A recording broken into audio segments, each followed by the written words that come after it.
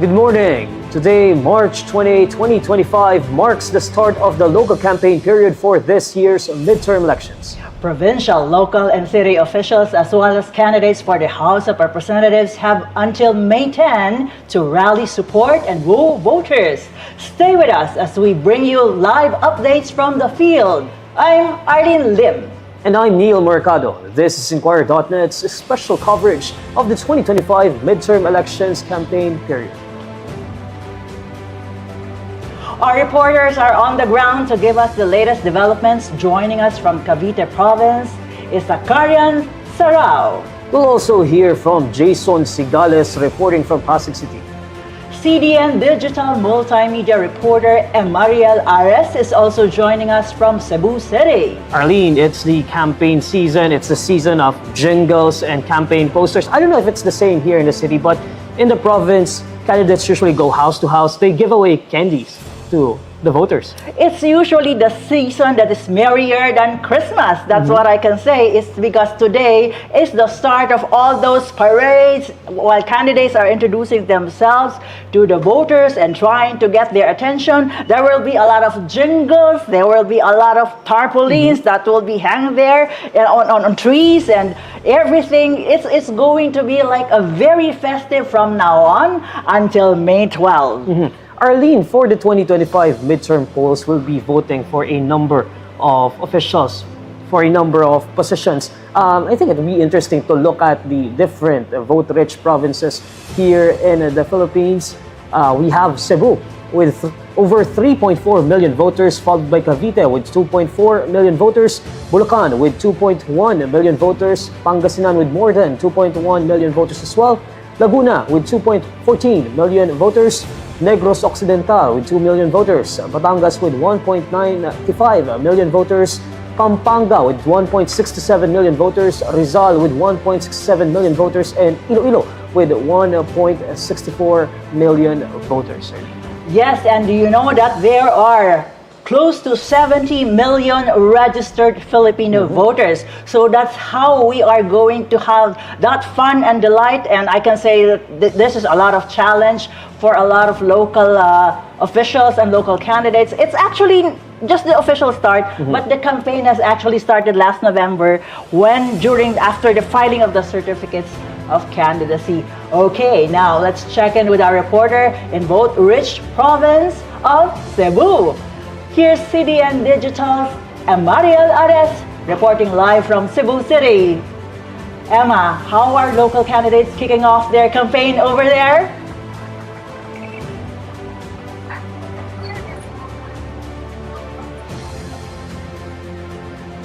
It seems that we're having some technical difficulties with Mariel Ares. Arlene, what are you looking for when you vote for a candidate in this year's elections? Well, there will be a lot of entertainment from candidates for sure. There are even candidates who are dancing and on top of jeepneys, and this is all meant to grab their attention. But we are not really that happy about it. I hope that they will also check the platforms of the candidates. Now, I would like now to call back our local reporter from Cebu, Mariel Ares. Emma. It seems that we're still having some technical difficulties over there at Cebu. Okay. For me, Arlene, I'm personally looking for a candidate who can be honest to the people. Yes. Not just honest about what they do, but also honest about things that they cannot do. Because I feel like if our candidates cannot be honest about their work and what they can and they cannot do, how can they be honest to the people that they serve? And I think honesty is very important when it comes to accountability. What is honesty to you? Honesty for me is just being able to, number one, acknowledge what your shortcomings, and at the same time, be accountable for the things that you were able to do and you were not able to do. Okay, that's like But the priests and the nuns are not candidates. If you want, Well, some of them are already running for office, so I don't know about that. But Okay. with local campaigns seen to intensify alongside the national election race, what are the efforts of local authorities in ensuring public safety and order? Tell us more about security preparations. Joining us today is Police Colonel Randolph Tuanyo, Chief of the Philippine National Police Public Information Office. Colonel Tuanyo, welcome to the program.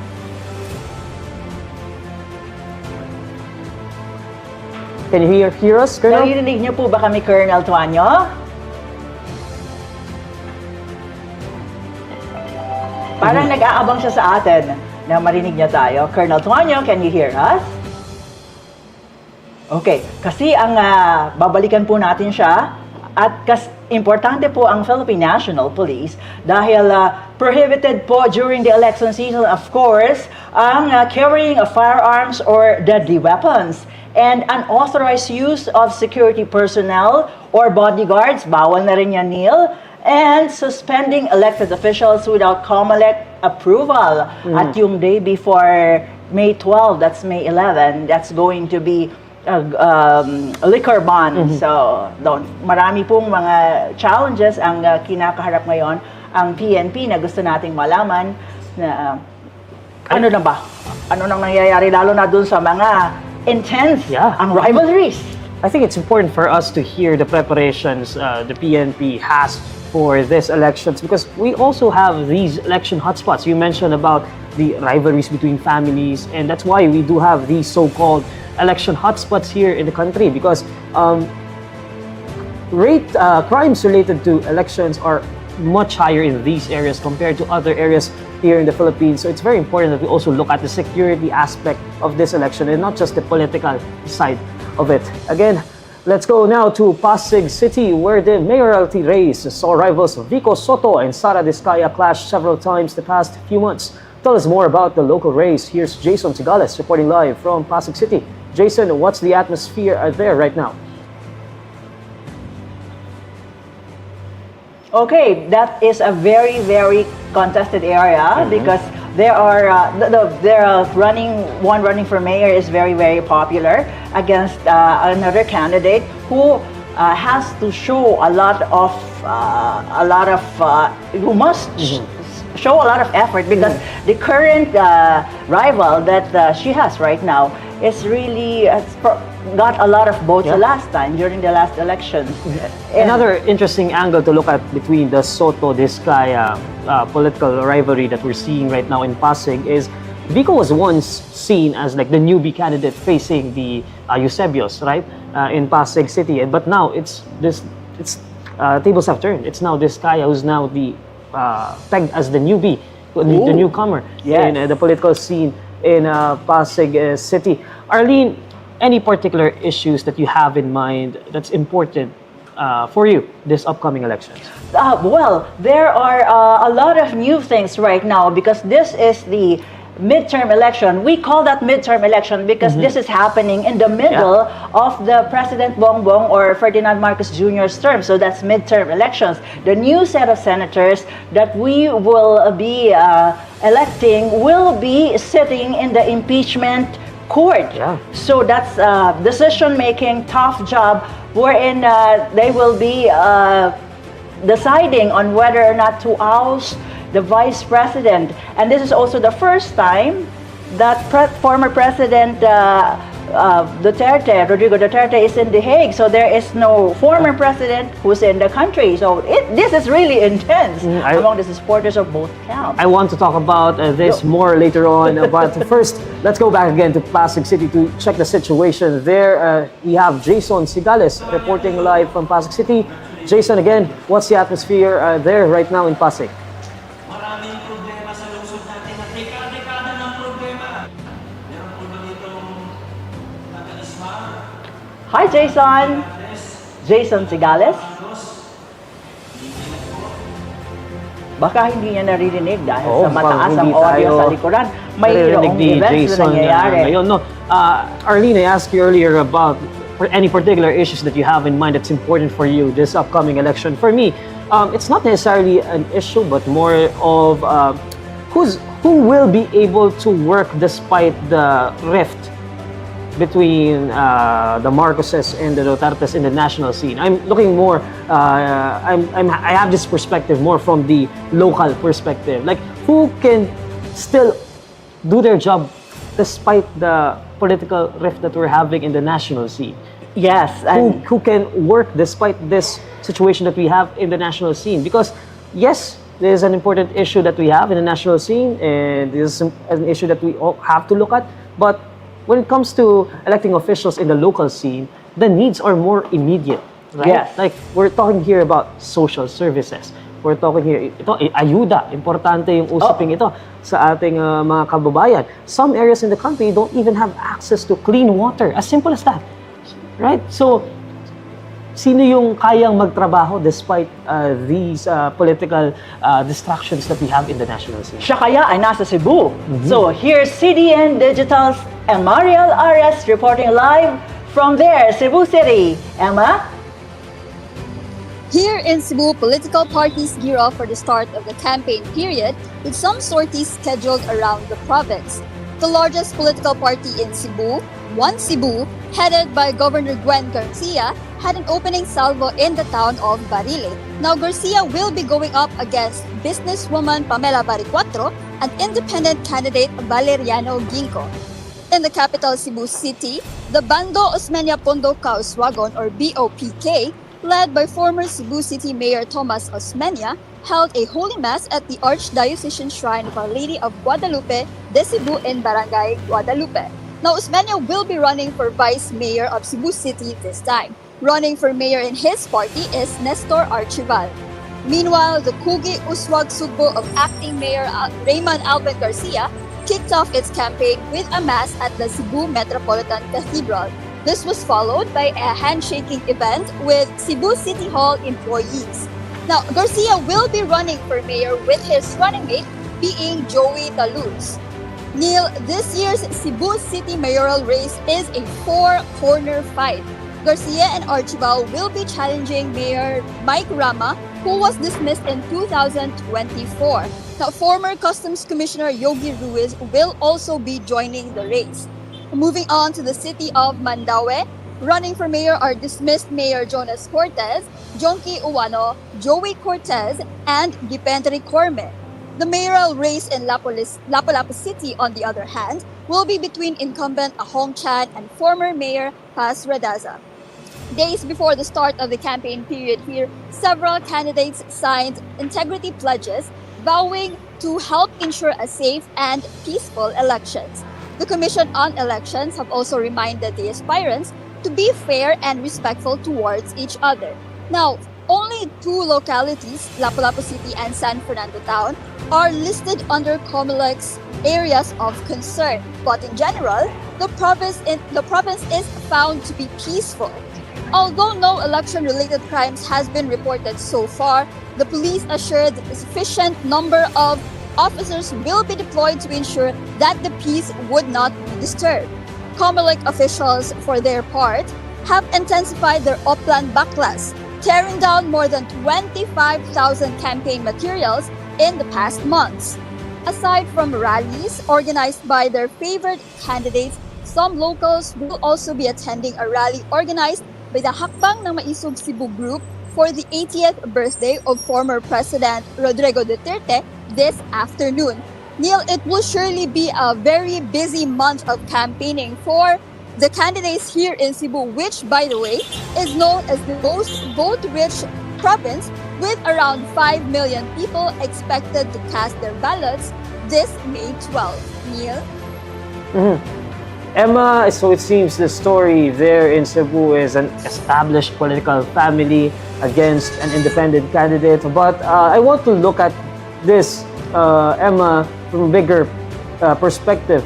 You mentioned in your report that Cebu, and we discussed this earlier, Cebu is the most vote-rich province in the entire Philippines. So what's the importance of Cebu, not just in the context of local elections, but also the national elections, Emma?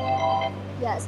For national elections, we can see even some senator rebels have even started appearing as of late. In 2022, we have known that incumbent President Ferdinand Marcos Jr. and VP Sara won by a landslide here, garnering over 2 million votes in total. Mhm. Now, Marcos's victory showed how Cebu's political landscape changed as the island province played a crucial role in the EDSA People Power Revolution. Now, former President Duterte also won by a landslide here in the 2016 presidential elections. Okay, Emma, thank you for that report. That's our reporter from Cebu City. That's Emma Real Ares reporting live from Cebu City. And Stay with us. So we'll be coming back in a moment with more updates on the local campaign trail. This is INQUIRER.net special coverage of the 2025 midterm elections campaign period. Nalalapit na naman ang eleksyon. Na naman, di ba kakaboto lang ng 2022? Yup, on May 12, 2025, muli tayong boboto para magluklok ng mga bagong leader ng ating bansa. 18,271 positions will be up for election. Pero dahil midterm elections, senators, representatives, at ibang local officials ang tatakbo.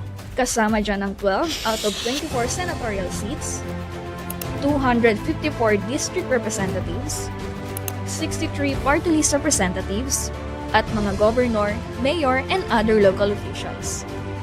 Narito naman ang dates na dapat tandaan. April 13 to May 12 ang 30-day overseas voting period. April 28 to 30 naman ang local absentee voting. Habang ongoing ang campaign period, paalala lang na bawal mangampanya sa April 17 at 18.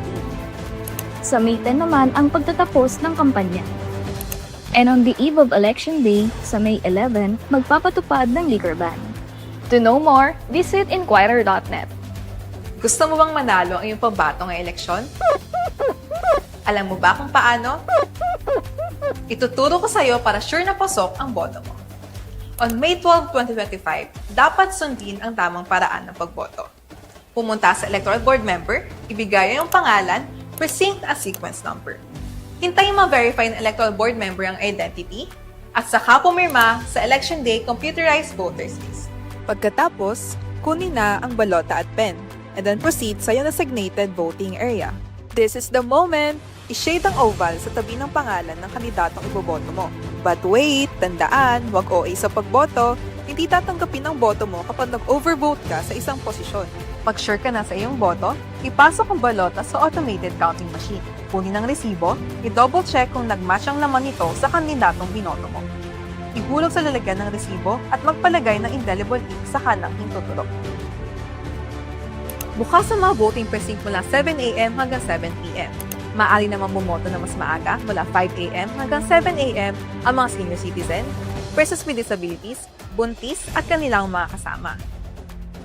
Sa tamang paraan ng pagboto, siguradong counted ang boto mo. To know more, visit INQUIRER.net. Nalalapit na naman ang eleksyon. Na naman, di ba kakaboto lang ng 2022? Yup, on May 12, 2025, muli tayong boboto para magluklok ng mga bagong leader ng ating bansa. 18,271 positions will be up for election. Pero dahil midterm elections, senators, representatives, at ibang local officials ang tatakbo. Kasama dyan ang 12 out of 24 senatorial seats, 254 district representatives, 63 party list representatives, at mga governor, mayor, and other local officials. Narito naman ang dates na dapat tandaan. April 13 to May 12 ang 30-day overseas voting period. April 28 to 30 naman ang local absentee voting. Habang ongoing ang campaign period, paalala lang na bawal mangampanya sa April 17 at 18. Sa May 10 naman ang pagtatapos ng kampanya. And on the eve of Election Day, sa May 11, magpapatupad ng liquor ban. To know more, visit INQUIRER.net. Gusto mo bang manalo ang iyong pambato ng eleksyon? Alam mo ba kung paano? Ituturo ko sa iyo para sure na pasok ang boto mo. On May 12, 2025, dapat sundin ang tamang paraan ng pagboto. Pumunta sa electoral board member, ibigay ang pangalan, precinct at sequence number. Hintayin ma-verify ng electoral board member ang identity at saka pumirma sa Election Day computerized voters list. Pagkatapos, kunin na ang balota at pen, and then proceed sa iyong designated voting area. This is the moment. I-shade ang oval sa tabi ng pangalan ng kandidatong iboboto mo. But wait, tandaan, huwag OA sa pagboto. Hindi tatanggapin ang boto mo kapag nag-overvote ka sa isang posisyon. Pag sure ka na sa iyong boto, ipasok ang balota sa automated counting machine. Kunin ang resibo, i-double check kung nag-match ang laman nito sa kandidatong binoto mo. Ihulog sa lalagyan ng resibo at magpalagay ng indelible ink sa kanang hintuturo. Bukas ang mga voting precinct mula 7 a.m. hanggang 7 p.m. Maaari naman bumoto na mas maaga mula 5 a.m. hanggang 7 a.m. ang mga senior citizen, persons with disabilities, buntis at kanilang mga kasama. Sa tamang paraan ng pagboto, siguradong counted ang boto mo. To know more, visit INQUIRER.net. Nalalapit na naman ang eleksyon. Na naman, di ba kakaboto lang ng 2022? Yup, on May 12, 2025, muli tayong boboto para magluklok ng mga bagong leader ng ating bansa. 18,271 positions will be up for election. Pero dahil midterm elections, senators, representatives, at ibang local officials ang tatakbo. Kasama dyan ang 12 out of 24 senatorial seats, 254 district representatives, 63 party list representatives, at mga governor, mayor, and other local officials. Narito naman ang dates na dapat tandaan. April 13 to May 12 ang 30-day overseas voting period. April 28 to 30 naman ang local absentee voting. Habang ongoing ang campaign period, paalala lang na bawal mangampanya sa April 17 at 18. Sa May 10 naman ang pagtatapos ng kampanya. And on the eve of Election Day, sa May 11, magpapatupad ng liquor ban. To know more, visit INQUIRER.net. Gusto mo bang manalo ang iyong pambato ngayong eleksyon? Alam mo ba kung paano? Ituturo ko sa iyo para sure na pasok ang boto mo. On May 12, 2025, dapat sundin ang tamang paraan ng pagboto. Pumunta sa Electoral Board member, ibigay ang pangalan, precinct at sequence number. Hintayin ma-verify ng Electoral Board member ang identity at saka pumirma sa Election Day computerized voters list. Pagkatapos, kunin na ang balota at pen, and then proceed sa iyong designated voting area. This is the moment. I-shade ang oval sa tabi ng pangalan ng kandidatong iboboto mo. But wait, tandaan, huwag OA sa pagboto. Hindi tatanggapin ang boto mo kapag nag-overvote ka sa isang posisyon. Pag sure ka na sa iyong boto, ipasok ang balota sa automated counting machine. Kunin ang resibo, i-double check kung nag-match ang laman nito sa kandidatong binoto mo. Ihulog sa lalagyan ng resibo at magpalagay ng indelible ink sa kanang hintuturo. Bukas ang mga voting precinct mula 7 a.m. hanggang 7 p.m. Maaari naman bumoto na mas maaga mula 5 a.m. hanggang 7 a.m. ang mga senior citizen, persons with disabilities, buntis at kanilang mga kasama. Sa tamang paraan ng pagboto, siguradong counted ang boto mo. To know more, visit INQUIRER.net. Nalalapit na naman ang eleksyon. Na naman, di ba kakaboto lang ng 2022? Yup, on May 12, 2025, muli tayong boboto para magluklok ng mga bagong leader ng ating bansa. 18,271 positions will be up for election. Pero dahil midterm elections, senators, representatives, at ibang local officials ang tatakbo. Kasama dyan ang 12 out of 24 senatorial seats, 254 district representatives, 63 party list representatives, at mga governor, mayor, and other local officials. Narito naman ang dates na dapat tandaan. April 13 to May 12 ang 30-day overseas voting period. April 28 to 30 naman ang local absentee voting. Habang ongoing ang campaign period, paalala lang na bawal mangampanya sa April 17 at 18. Sa May 10 naman ang pagtatapos ng kampanya. And on the eve of Election Day, sa May 11, magpapatupad ng liquor ban. To know more, visit INQUIRER.net. Gusto mo bang manalo ang iyong pambato ngayong eleksyon? Alam mo ba kung paano? Ituturo ko sa iyo para sure na pasok ang boto mo. On May 12, 2025, dapat sundin ang tamang paraan ng pagboto. Pumunta sa Electoral Board member, ibigay ang pangalan, precinct at sequence number. Hintayin ma-verify ng Electoral Board member ang identity at saka pumirma sa Election Day computerized voters list. Pagkatapos, kunin na ang balota at pen, and then proceed sa iyong designated voting area. This is the moment. I-shade ang oval sa tabi ng pangalan ng kandidatong iboboto mo. But wait, tandaan, huwag OA sa pagboto. Hindi tatanggapin ang boto mo kapag nag-overvote ka sa isang posisyon. Pag sure ka na sa iyong boto, ipasok ang balota sa automated counting machine. Kunin ang resibo, i-double check kung nag-match ang laman nito sa kandidatong binoto mo. Ihulog sa lalagyan ng resibo at magpalagay ng indelible ink sa kalanghing tuturo. Bukas ang mga voting precinct mula 7 a.m. hanggang 7 p.m. Maaari naman bumoto na mas maaga mula 5 a.m. hanggang 7 a.m. ang mga senior citizen, persons with disabilities, buntis at kanilang mga kasama. Sa tamang paraan ng pagboto, siguradong counted ang boto mo. To know more, visit INQUIRER.net. Nalalapit na naman ang eleksyon. Na naman, di makakaboto lang ng 2022. Yup, on May 12, 2025, muli tayong boboto para magluklok ng mga bagong leader ng ating bansa. 18,271 positions will be up for election. Pero dahil midterm elections, senators, representatives, at ibang local officials ang tatakbo.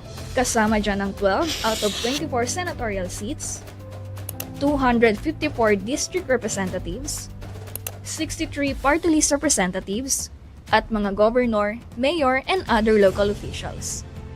Narito naman ang dates na dapat tandaan. April 13 to May 12 ang 30-day overseas voting period. April 28 to 30 naman ang local absentee voting. Habang ongoing ang campaign period, paalala lang na bawal mangampanya sa April 17 at 18. Sa May 10 naman ang pagtatapos ng kampanya. And on the eve of Election Day, sa May 11, magpapatupad ng liquor ban. To know more, visit INQUIRER.net. Gusto mo bang manalo ang iyong pambato ngayong eleksyon? Alam mo ba kung paano? Ituturo ko sa iyo para sure na pasok ang boto mo. On May 12, 2025, dapat sundin ang tamang paraan ng pagboto. Pumunta sa Electoral Board member, ibigay ang pangalan, precinct at sequence number. Hintayin ma-verify ng Electoral Board member ang identity at saka pumirma sa Election Day Computerized Voters List. Pagkatapos, kunin na ang balota at pen, and then proceed sa iyong designated voting area. This is the moment. I-shade ang oval sa tabi ng pangalan ng kandidatong iboboto mo. But wait, tandaan, huwag OA sa pagboto. Hindi tatanggapin ang boto mo kapag nag-overvote ka sa isang posisyon. Pag sure ka na sa iyong boto, ipasok ang balota sa automated counting machine. Kunin ang resibo, i-double check kung nag-match ang laman nito sa kandidatong binoto mo. Ihulog sa lalagyan ng resibo at magpalagay ng indelible ink sa kalanghing tuturo. Bukas ang mga voting precinct mula 7 a.m. hanggang 7 p.m. Maaari naman bumoto na mas maaga mula 5 a.m. hanggang 7 a.m. ang mga senior citizen, persons with disabilities, buntis at kanilang mga kasama. Sa tamang paraan ng pagboto, siguradong counted ang boto mo. To know more, visit INQUIRER.net. Nalalapit na naman ang eleksyon.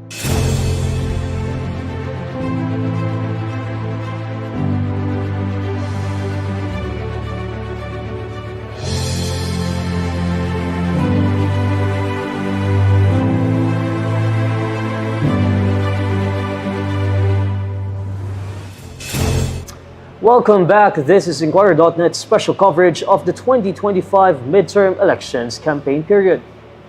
With local campaigns seen to intensify alongside the national race, what are the efforts of local authorities in ensuring public safety and order? To tell us more about the security preparations, joining us today is Police Colonel Randolph Tuanyo, Chief of the Philippine National Police Public Information Office. Colonel Tuanyo, welcome to the program. I'm Ardeen and this is Neil. Could you please give us an update on the peace and order situation so far during this campaign season?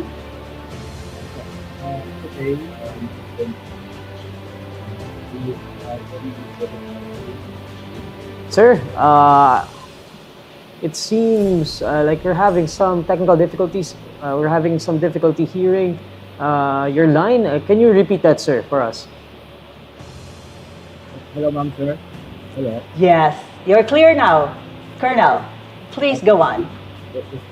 Today is March 28 and 45 days within the election day. Saturday, when Okay, we will go back to Colonel Tuanyo. I think, I don't know if it's the signal or our connection, but it's a little bit muffled for our end here. Another area here in Metro Manila that we are closely monitoring is the city of Manila. Two of the candidates used to be political partners, and we have a third candidate who's seeking the mayoralty post for the first time. So let's check the situation there. Our Gabriel Lalu is live there in Manila City. Gab? Yes, here. Candidates for Manila's local elections start their respective campaigns on Friday in what is expected to be an intense contest between former allies. Former Manila Mayor Isko Moreno, Vice Mayoral candidate Gia Atienza, and their team started the first day of the campaign period with the citywide party from Mel Lopez Mumbai to Tondo. Incumbent Mayor Hani Lacuna and Vice Mayor Yul Sermonieta meanwhile attended Mass at Santa Mesa before visiting residents of Sampaloc. Lacuna is seeking re-election for her second term as Manila Mayor. Moreno's proclamation rally will be held in Moriones, Tondo, while Lacuna will be at Sampaloc also for her rally. Another mayoral candidate who was doing partyism in some persons, on the other hand, went to Lacuna. Gab? Hello, Gab. Can you hear me, Gab? Gab, Yes, we will yes. return for, we'll get back to you for your report, okay? We're just trying to fix some technical difficulties that we're having here from our end. Again, Arlene, one of the things that I think it's very important for us to talk about, especially here in the midterm elections and the local elections, is the issue of political dynasties, because it's really prevalent in the local scene.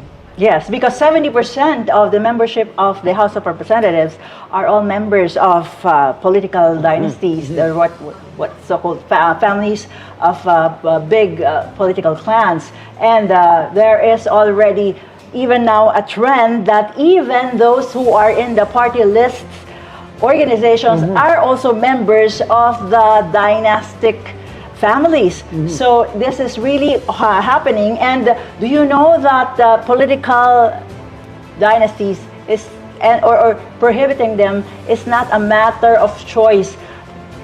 Friends, this is stated in our Constitution, and we have long forgotten it because our lawmakers in the House of Representatives want to not remember this constitutional mandate that we all Filipinos have. So, let's go to Pasig City to check the situation there again as we kick off the campaign period for our local elections this coming May. We have Jason Sigales reporting live from Pasig City. Jason?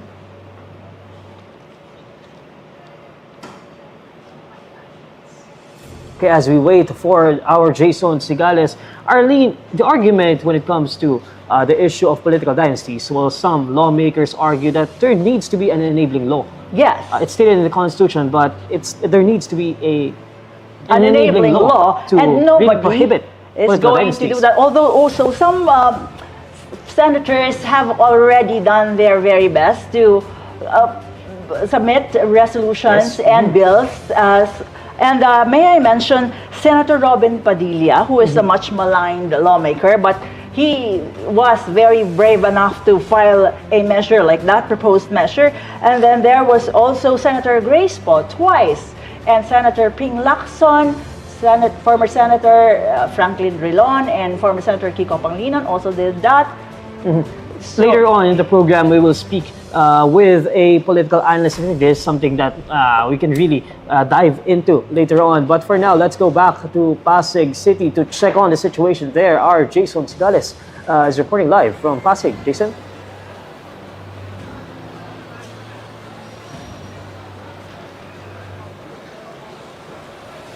Well, Neil, Arlene, the local campaign has kicked off here in Pasig City. Mayor Vico Soto officially launched his bid for a third term as the local chief executive.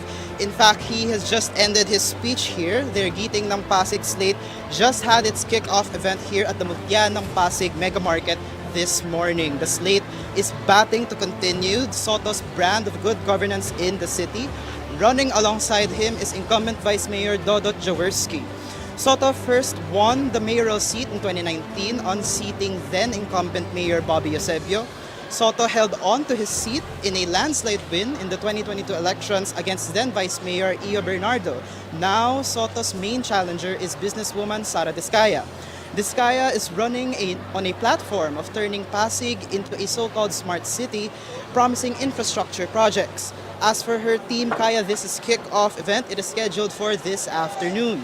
However, in a Facebook post last Wednesday evening, Diskaya claimed her team requested for Plaza Rizal, but the Pasig local government unit supposedly gave them an alternative venue. Mayor Soto hit back in a comment on her post saying Diskaya's team applied for a permit for Caruncho Avenue. This is not the first time Soto and Diskaya traded punches. Soto previously said Diskaya was the owner and chief financial officer of the St. Gerard Construction Corporation, claiming the company was an alter ego of St. Timothy Construction Corporation. St. Timothy was one of the joint venture partners of Miro Systems, the firm tapped for the automated election system for the 2025 polls. St. Timothy withdrew from the joint venture last October. That same month, in an open letter, Diskaya's camp appealed to Soto to sign a peace covenant, asking him to join her in guaranteeing a friendly political campaign. However, Soto refused Diskaya's offer and opted for the peace covenant signing organized by the Commission on Elections with local candidates at the Santa Clara de Montefalco Parish yesterday morning. In an interview earlier this March, Diskaya hit at Soto, saying that he neglected the city's healthcare and education sectors.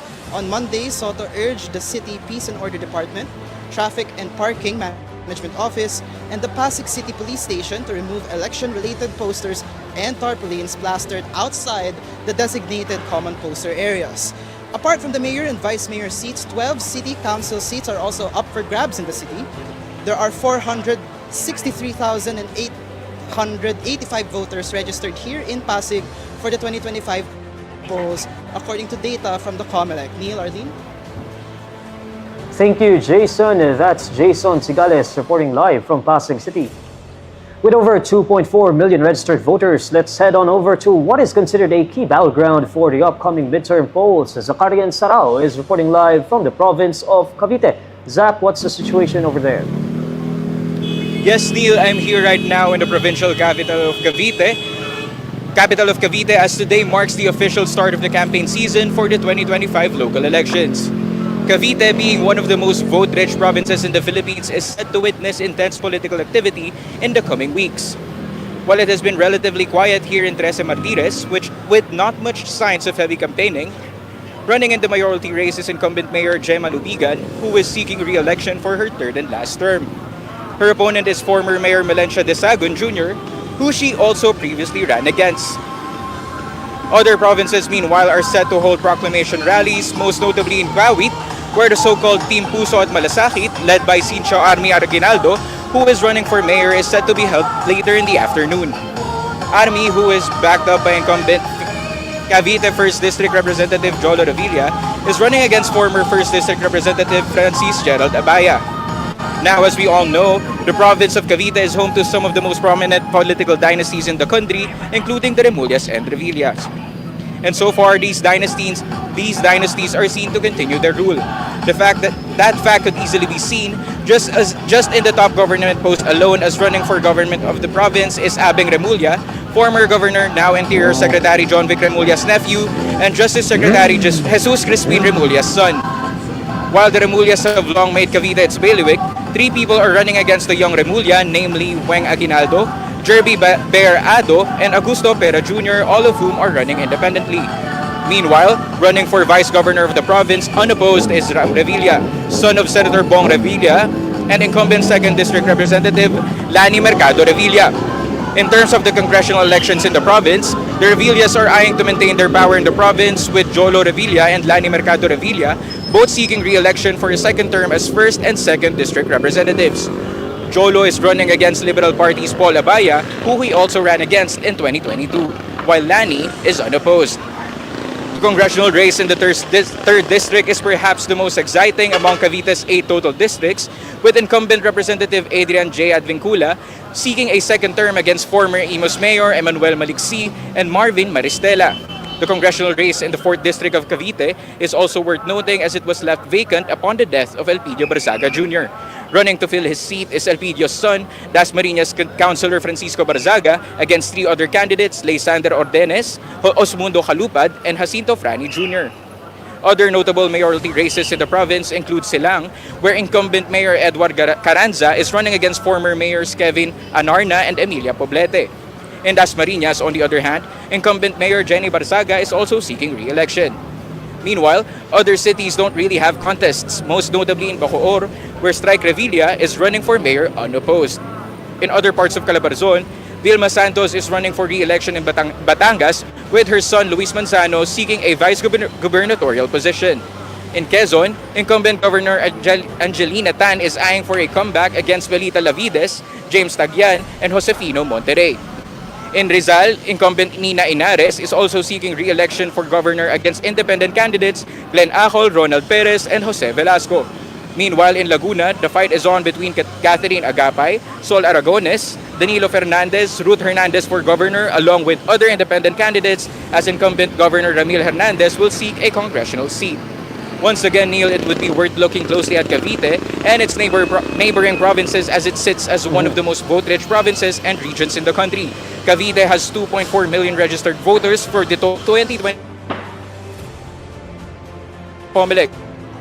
This, aside from the influential political dynasty.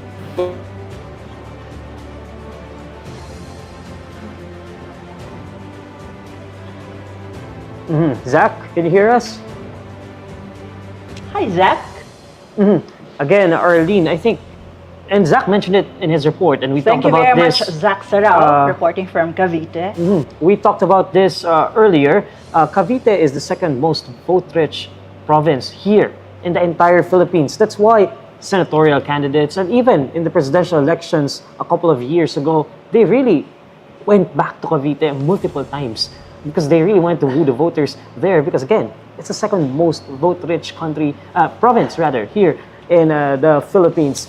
And Arlene, I think we talked about political dynasties earlier in the program, and this is one of the finest examples of the presence of political dynasties, and it is already very, very prevalent in the country. But would our voters also be willing to vote for those who are unknowns, or those who may not have any chance of winning, or those who are the so-called game changers? Okay, let me just share some data here. Do you know that the Philippines is again famous for being a very, very known for the 70% membership of political dynasty members in the House. And while in the US, Neil, there's only 6% of members of the House of Representatives there who belong to political dynasties. And in Argentina, that's only 10%. In Greece, that's only 10%. Ireland, 22%. India, 24%. Japan, 33%. Mexico, 42%. And Thailand, our neighboring Thailand, only 42%. But ours is 75%. I think it would be interesting to ask our expert here on the program why this keeps on happening here in the Philippines, and why is our situation different from other countries globally, Early? Yes. Now, to give us the perspective on how local elections are intertwining with national midterm polls, joining us on the program is Ateneo School of Government, Dean Randy Tuanyo. Dean Tuanyo. Yes, good morning. Welcome. Thank you for inviting me to the INQ7. Thank you for your time, sir. Sir, first question. Today marks the beginning of the campaign period for the local elections. So, what is your assessment of the current political landscape here in the Philippines leading up to the 2025 midterm polls? And how are the national issues that we are facing right now affecting the local scene? Yes, well, as you know, unfortunately, during this past year or so, I think the political climate has been increasingly polarized. Alliances shifting between factions and the two political camps. And while there are emerging groups such as the progressive blocs and centrist forces, we still see names blocs to emerge. And actually, this increased polarization as we define it, that the supporters of one camp are don't see, like, for example, the issues or of the other camps, is also reflected in a survey that we undertook, the School of Government last December, and it showed that well, at least we had a poll in 6 cities in the country that 32% of respondents have seen that in politics we have become more polarized in the past few years compared to 22% or not. So there's a plus 10 in terms of polarization. We've also seen, of course, in the 2022 elections, a rise really of disinformation, especially in social media. And we continue to monitor this issue of disinformation. And we know because the politics is really here during the midterm elections, it's really a lot, it's really local. So we will see also issues related to misinformation also at the local level, but also in the senatorial also. And unfortunately, there's still a lot of distrust in institutions, public institutions, and therefore the midterm polls will still be the crucial test of democratic accountability. Yeah. So whether our voters are able to discern, make the correct choices in terms of leaders that they want to lead the country in the next 3 years, even more. Okay, Dean Tuanyo, this election will also mark the first time that we are going to use a different company to count our votes. This is the first time that Miro Systems is joining, and we have already veered away from Smartmatic, and they now are going to use the automated voting machine or the ACMs and not the vote counting machines of Smartmatic 10. And this is said to be the more improved, and hundreds of millions was also saved by our government, especially the COMELEC, in getting Miro. So there are some skeptics and there are also some optimists. But how about you? What do you think of this organization that's now handling our election? Yeah, just to a note of caution, the School of Government is part of this coalition called Participate. Thank you for that. Which includes also LaSalle and several other academic institutions, and even NAMFREL, and the Caucus of Development NGOs. So we've had close partnerships with the COMELEC, and they've invited us to view really to look really into the transparency of how the vote counting will be undertaken with this new system. And so far, based on the meetings we have and the observations that we've had with COMELEC, we're relatively satisfied with the new system, and we are hopeful that we have quicker results in the election at a lower cost, and hopefully this can also be a test for the coming 2028 polls. So as you know, we're testing this new system, and we're hoping that this can also be a good example or good model for other upcoming elections also as well. Dean, I would like to ask this question because I don't know if you heard, Arlene and I, we talked about political dynasties earlier in the program, but a lot of Filipinos say, we need change, we want to see change happen, yet we keep on electing the same people over and over again, coming from the same families.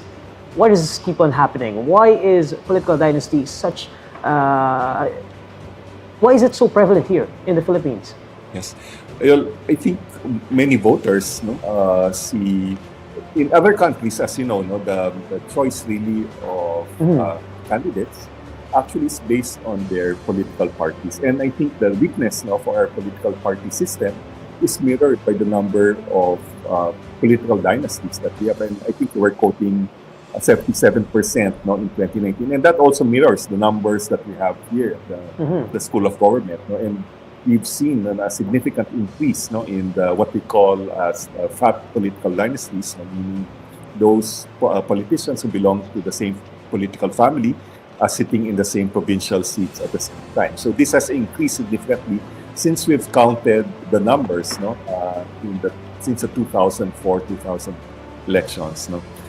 We've tried to push actually for political party reforms. So how do you do that? Maybe strengthen financing of political parties. Also look at how candidates are chosen also by political parties. But so far, we've not really had reform of the electoral system, of the political party system since the 1987,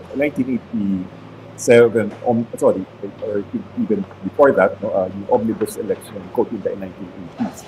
So I think we need really reform in terms of how we run our elections, and unfortunately, we have not. Congress has not yet taken a look at these reforms that we need. We've also tried to push what we called as the anti-balimbing law. We know that there are many candidates, for example, who just move from one political party to another, and that also destroys the credibility of the party system and entrenches really the political dynasties. But even that small change in the law, pushing this in legislation, it has been difficult really for us to pass. So that's an issue. So we see, how do we see? We see the continued expansion of dynasties. Usually dynasties actually consolidate power as well. And this comes at a cost, really, at transparency, engagement, and inclusive participation. And maybe one indicator that we see that the presence of these dynasties in terms of patronage politics is the school also has undertaken a lot of what we call as vote buying studies. We see that the amounts in terms of vote buying have increased in that this past years. Okay, Dean Tuanyo, I just would like to ask about another new development that other elections did not have, which is the artificial intelligence. And the COMELEC has a particular stand on this, although it sounds still raw and weak, if I may say that. And it says COMELEC will allow the use of AI, but with strict guidelines to prevent misinformation and disinformation, because this comes from the news before last year when President Bongbong Marcos had to deny. For example, there's one instance when he was told that he was provoking the military to retaliate against China in the West Philippine Sea, and then it was denied by the Malacanang later on. And so what is the effect of the artificial intelligence in other countries like the United States? Former US President Joe Biden was a very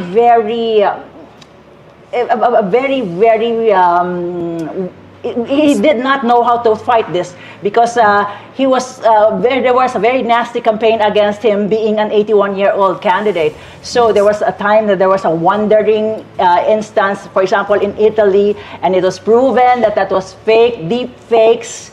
What is our protection against that? So yes, as you say, AI actually proliferates, deep fakes, misinformation, and I think because people have access to AI now.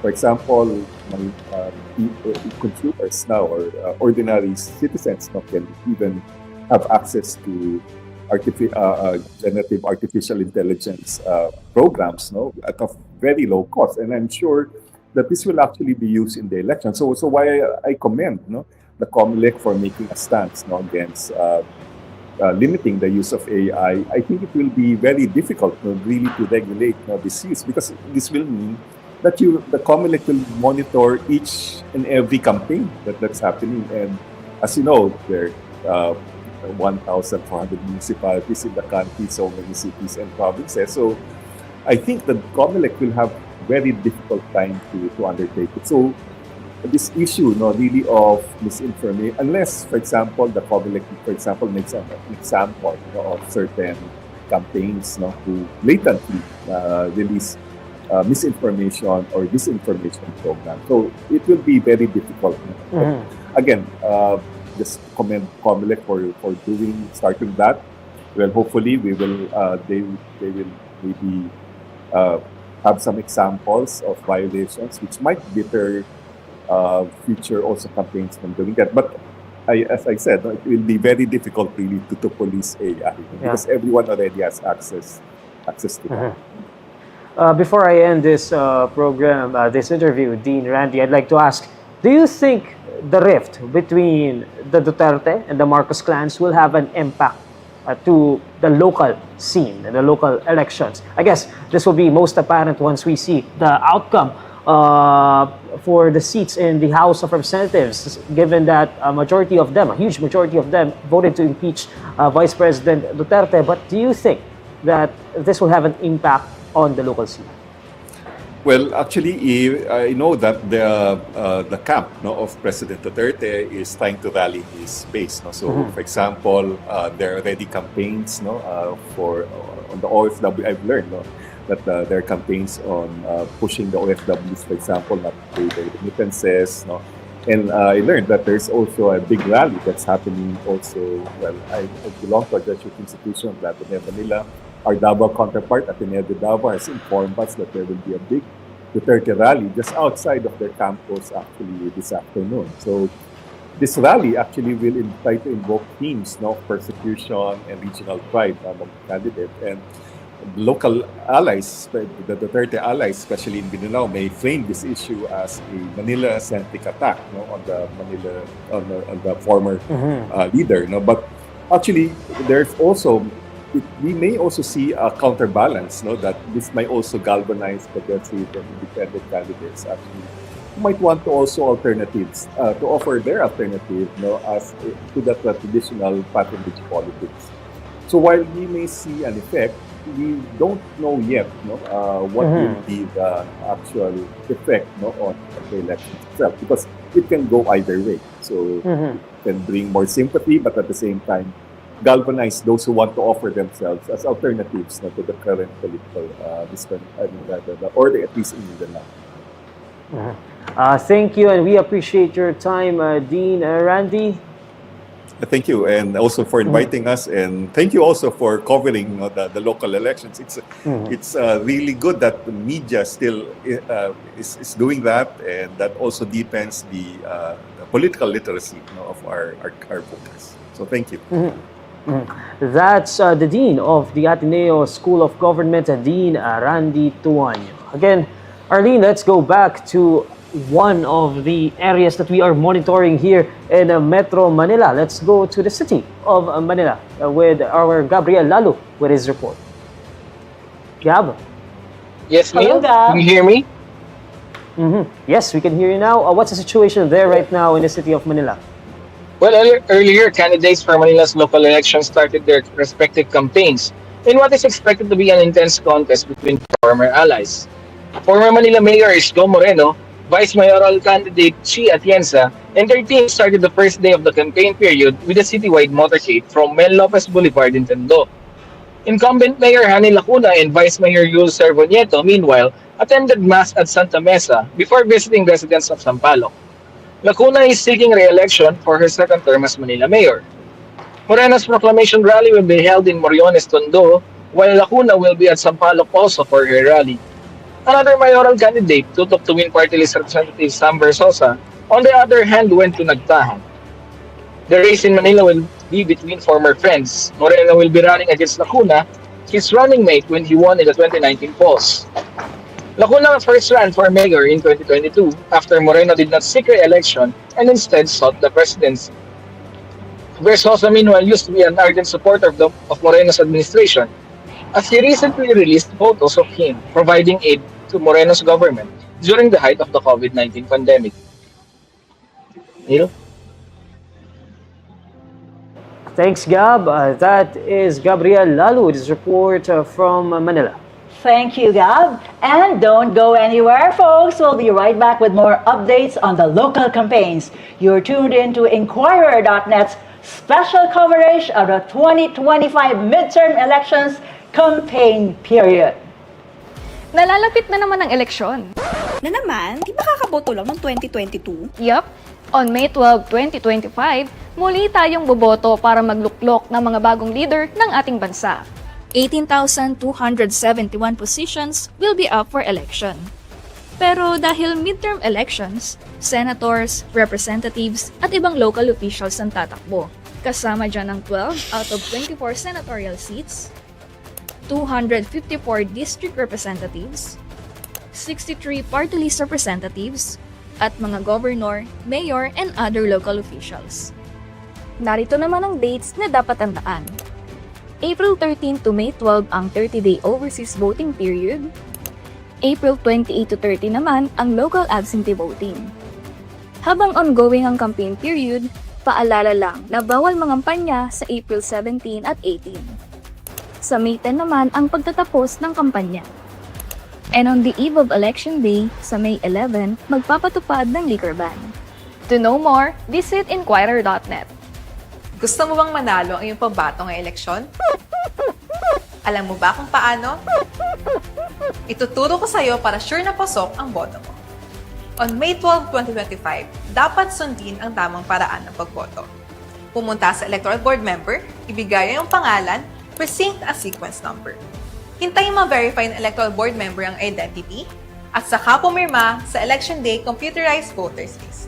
Pagkatapos, kunin na ang balota at pen, and then proceed sa iyong designated voting area. This is the moment, i-shade ang oval sa tabi ng pangalan ng kandidatong iboboto mo. But wait, tandaan, huwag OA sa pagboto, hindi tatanggapin ang boto mo kapag nag-overvote ka sa isang posisyon. Pag sure ka na sa iyong boto, ipasok ang balota sa automated counting machine. Kunin ang resibo, i-double check kung nag-match ang laman nito sa kandidatong binoto mo. Ihulog sa lalagyan ng resibo at magpalagay ng indelible ink sa kalanghing tuturo. Bukas ang mga voting precinct mula 7 a.m. hanggang 7 p.m. Maaari naman bumoto na mas maaga mula 5 a.m. hanggang 7 a.m. ang mga senior citizen, persons with disabilities, buntis at kanilang mga kasama. Sa tamang paraan ng pagboto, siguradong counted ang boto mo. To know more, visit INQUIRER.net. Nalalapit na naman ang eleksyon. Na naman, di ba kakaboto lang ng 2022? Yup, on May 12, 2025, muli tayong boboto para magluklok ng mga bagong leader ng ating bansa. 18,271 positions will be up for election. Pero dahil midterm elections, senators, representatives, at ibang local officials ang tatakbo. Kasama dyan ang 12 out of 24 senatorial seats, 254 district representatives, 63 party list representatives, at mga governor, mayor, and other local officials. Narito naman ang dates na dapat tandaan. April 13 to May 12 ang 30-day overseas voting period. April 28 to 30 naman ang local absentee voting. Habang ongoing ang campaign period, paalala lang na bawal mangampanya sa April 17 at 18. Sa May 10 naman ang pagtatapos ng kampanya. And on the eve of Election Day, sa May 11, magpapatupad ng liquor ban. To know more, visit INQUIRER.net. Gusto mo bang manalo ang iyong pambato ngayong eleksyon? Alam mo ba kung paano? Ituturo ko sa iyo para sure na pasok ang boto mo. On May 12, 2025, dapat sundin ang tamang paraan ng pagboto. Pumunta sa Electoral Board member, ibigay ang pangalan, precinct at sequence number. Hintayin ma-verify ng Electoral Board member ang identity at saka pumirma sa Election Day Computerized Voters List. Pagkatapos, kunin na ang balota at pen, and then proceed sa iyong designated voting area. This is the moment, i-shade ang oval sa tabi ng pangalan ng kandidatong iboboto mo. But wait, tandaan, huwag OA sa pagboto, hindi tatanggapin ang boto mo kapag nag-overvote ka sa isang posisyon. Pag sure ka na sa iyong boto, ipasok ang balota sa automated counting machine. Kunin ang resibo, i-double check kung nag-match ang laman nito sa kandidatong binoto mo. Ihulog sa lalagyan ng resibo at magpalagay ng indelible ink sa kalanghing tuturo. Bukas ang mga voting precinct mula 7 a.m. hanggang 7 p.m. Maaari naman bumoto na mas maaga mula 5 a.m. hanggang 7 a.m. ang mga senior citizen, persons with disabilities, buntis at kanilang mga kasama. Sa tamang paraan ng pagboto, siguradong counted ang boto mo. To know more, visit INQUIRER.net. Nalalapit na naman ang eleksyon. Na naman, di ba kakaboto lang ng 2022? Yup, on May 12, 2025, muli tayong boboto para magluklok ng mga bagong leader ng ating bansa. 18,271 positions will be up for election. Pero dahil midterm elections, senators, representatives at ibang local officials ang tatakbo.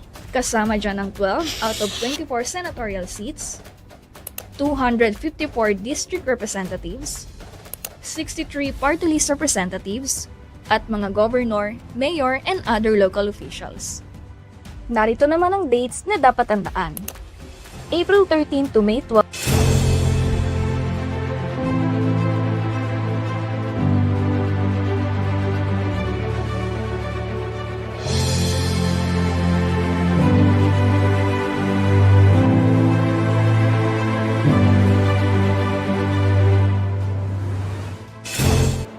Welcome back. Thanks for staying with us. You're watching INQUIRER.net's special coverage of the 2025 midterm elections campaign period.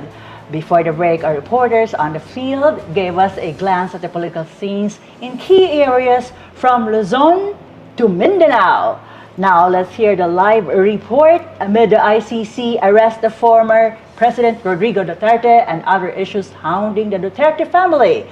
How is the political scene in Mindanao shaping up? Let's hear from Inquirer Mindanao Bureau Chief Ryan Rosauro. Ryan, how's the situation in Davao City? Hello, good morning, Neil and Arlene. Welcome to the local circus. Indeed. That's more exciting. We have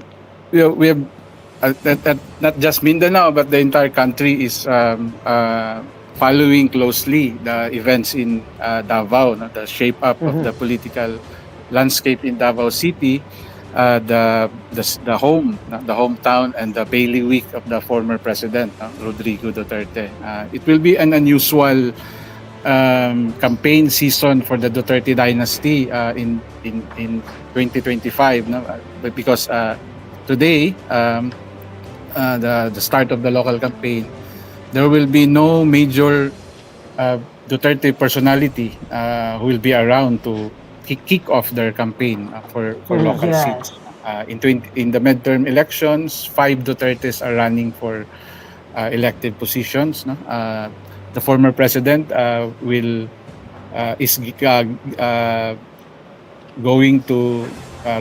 running for mayor, and his son, the incumbent mayor Sebastian, is running for vice mayor.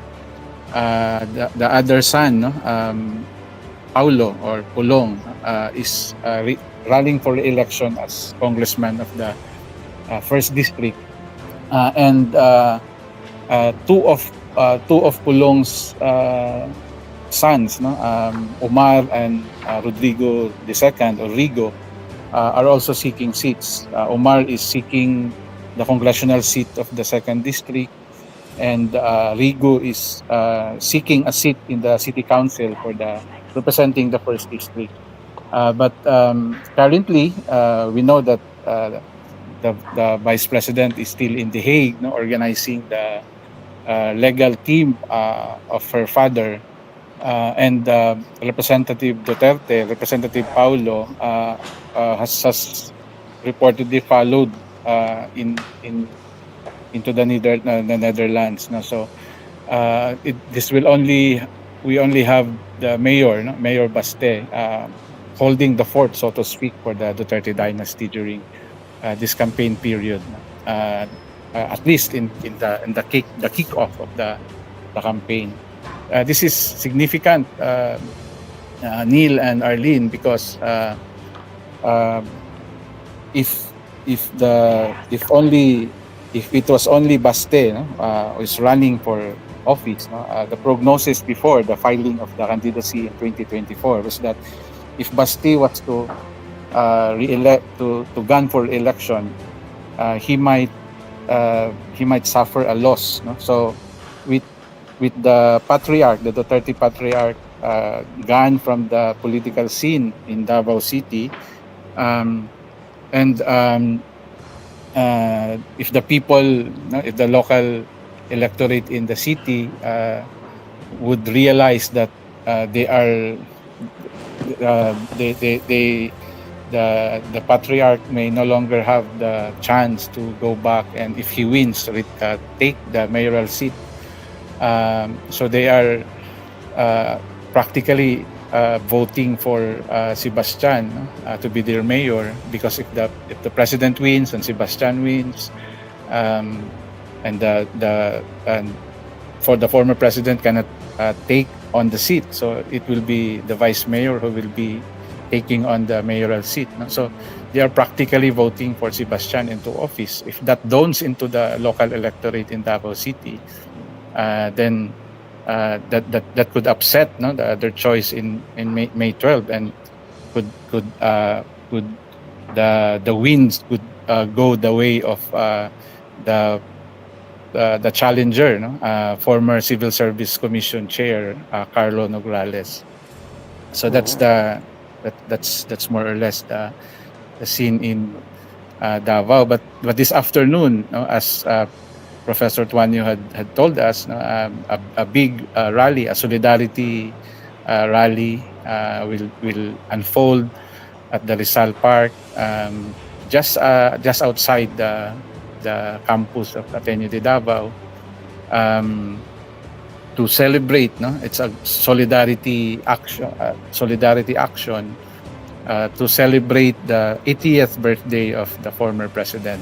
So apart from solidarity, it is also designed to be an indignation rally, a continuing indignation over the supposed illegal arrest of the former president.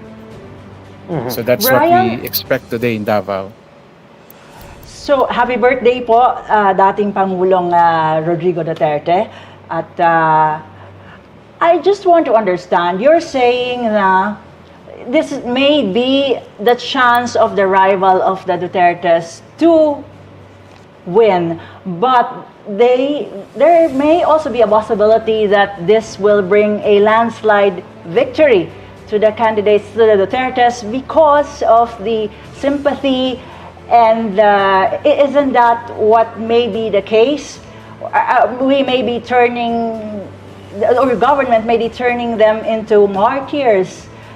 What about that possibility, Ryan? Or is this really going to spell the weakening or the doom in local politics of the Dutertes? Yeah, this is that can go both ways, Arlene. Firstly, the arrest, the arrest of the former president has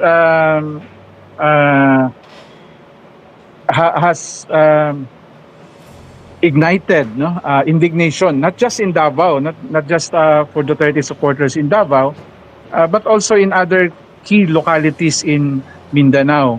And that continuing indignation may help upset, may be a factor in the shaping dynamics of local contests, like in Iligan City, Kidapawan City, North Cotabato, Pagadian City in Zamboanga del Sur, where the former president and the vice president continue to have a commanding influence, among local voters. So it's not just in Davao City, but for Davao City, one significant event, during the Araw ng Davao commemoration, while there were 30,000 who participated in the parade, but only 3,000 went to the protest rally after the parade to express indignation over the arrest of the former president.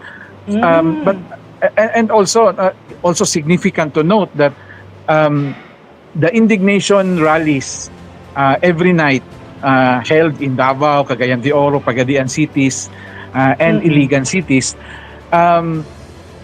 it was sustained more in Pagadian and in Iligan and Cagayan de Oro than in the hometown of the president in Davao. Yeah, so the indignation rallies lasted for only about 2 nights or 3 nights in Davao, but it lasted Yeah, but it lasted for a week in Pagadian City. So you see the difference. No, the maybe they I don't know what's the Mhm. reason why they are not able to sustain that indignation, the nightly indignation rallies in the hometown What could be the of the reason, president. Ryan? Could you Well, give us possibilities? Maybe the supporters the supporters may have it may have dawned on the supporters that it may be futile to continue with the call Uh-uh. for bringing the president home, especially that even the vice president had said that her father may have a slim chance of going back to the of being brought back to the country.